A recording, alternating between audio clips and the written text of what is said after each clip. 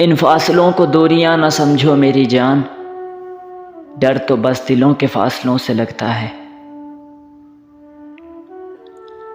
भीगे रस्तों पे तेरे साथ टहलना था मुझे, ऐसे मौसम में भला छोड़ के जाता है कोई।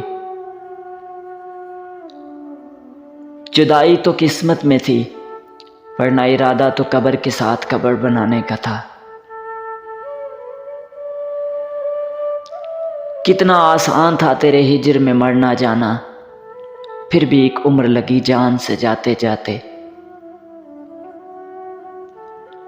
दूर होने का दर्द कैसा होता है कोई हमसे पूछे, तन्हा रातों में रोना कैसा होता है कोई हमसे पूछे।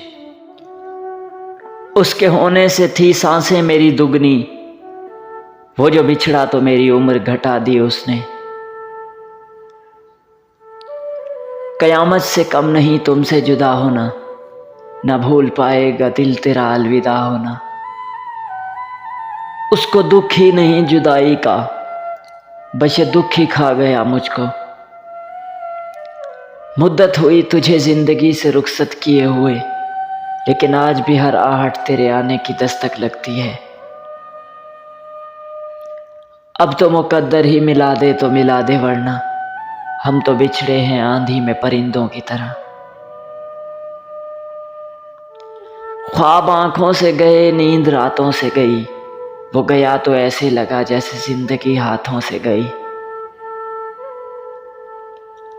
एक जमाना हो गया उसे बिछड़े हुए, मगर आज भी वो राह चलते लोगों में दिखता है।